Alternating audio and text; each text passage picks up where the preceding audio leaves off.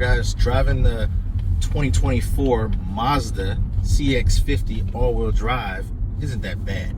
Turbo with the Premium Plus package. It's not bad at all. I chose the wrong words.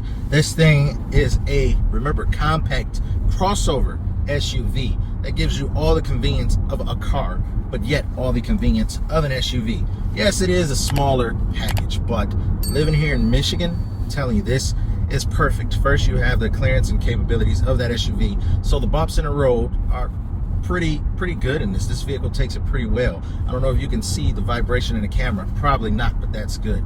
And yet it still has the leather wrapped heated steering wheel with the heated and ventilated seats. This crossover compact SUV puts out about 227 horsepower, 310 pound-feet of torque, which is coming out of a turbocharged 4-cylinder engine, which isn't bad. And I believe this engine is from, well, it was first introduced in the 2013 Mazda 6. So it's had a lot of time to be perfected. Obviously, it's a pretty good engine for them to use it for so long.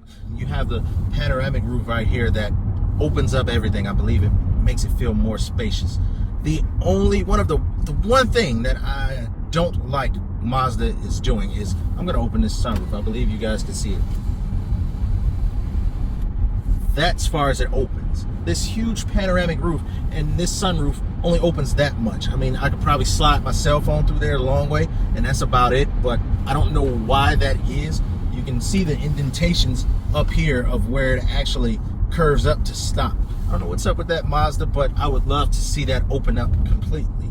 But other than that, there isn't nothing I can complain about in this ride. Me and my wife did drive it over Chicago. One way was a little over 320 miles. When we arrived to our destination, I believe I had about 25 miles of gas left in the vehicle, which was pretty impressive, once again, because this is an SUV. Even though it's compact, it's still an SUV. Well, now, I do love the adaptive cruise control in this vehicle. I mean, I love them in all vehicles, but I had to mention this does have it. And what that is when you put on your cruise control, you can set a certain distance from vehicles in front of you. So if you set your speed limit at 70, the car will continue to do 70. But if there's a vehicle in front of you that isn't doing 70, a vehicle gets in front of you, your vehicle actually slows down to keep that certain distance that you set, without you interfering at all with the gas pedal or the brake pedal. And once that vehicle is clear or speeds up out of your certain distance, the vehicle will pick back up speed to where you set it.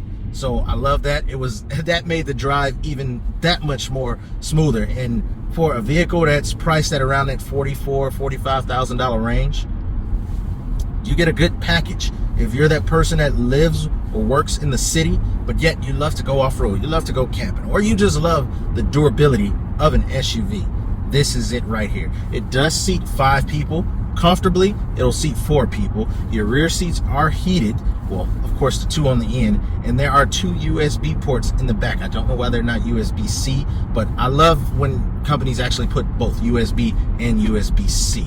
And this thing is pretty good. It has the 60-40 split seats back there with the cup holder in the middle.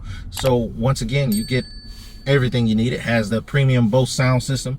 Once again, this is the Premium Plus package, and there's not too much to complain about. Of course, Mazdas aren't for everyone. I mean, what car is for everyone? What car company is for everyone? But I believe Mazda is targeting a wider variety of customers, especially young customers. I've already showed you guys the brown stitching on this black leather. Of course, with this, it seems like a light blue contrast stitch that you barely noticed. And even when it comes to the fun things like the navigation, how you have all the toggle switches down here, but yet using Apple CarPlay and Android Auto, you can actually touch that screen. Now, the first vehicle I drove, the first Mazda vehicle I drove with this new infotainment system was the Mazda CX-50.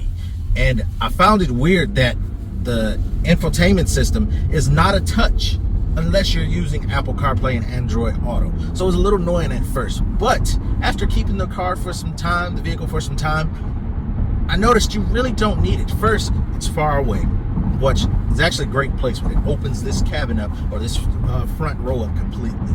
And just sitting back, once you get to know all these switches down here, is actually nice. I don't have to move to zoom in and out of the navigation, or push the navigation, or turn on the radio, turn it up and down, the volume control. It has a home button, it has a back button. Everything you need to use this infotainment system is right here under the palm of your hand, which was a great touch, Mazda.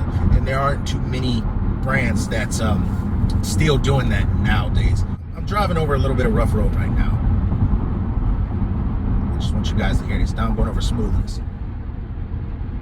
Not too much of a difference. I'm sure you didn't see the camera shaking that much at all. That tells you that these 245, 45, 20s that this thing rolls on is a perfect balance between class, because we all love bigger rims, and yet it still gives you the thickness of the tires that makes this ride smooth. But yet there's still enough space between the tires and the actual body itself for it to be a comfortable off-road vehicle or sports utility vehicle as it is. Now, when it comes to this versus the Mazda CX-70, CX-90, which is pretty much the same vehicle once again, it doesn't feel as off-road capable as this one. And the one thing that I have to mention that's very notable is this has the lane keep feature. Of course, it steers back into the lane if it feels you're drifting off, if you're about to drift over the lane without a blinker.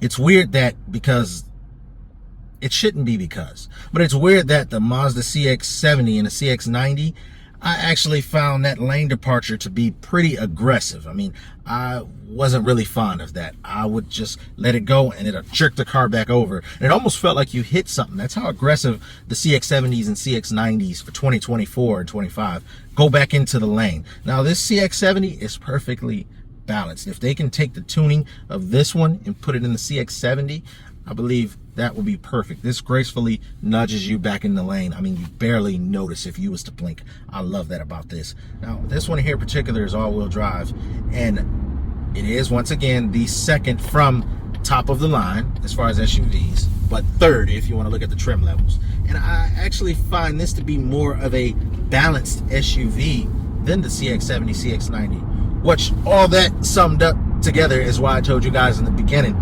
that I believe this was the perfect addition to Mazda's SUV lineup. It fits very well.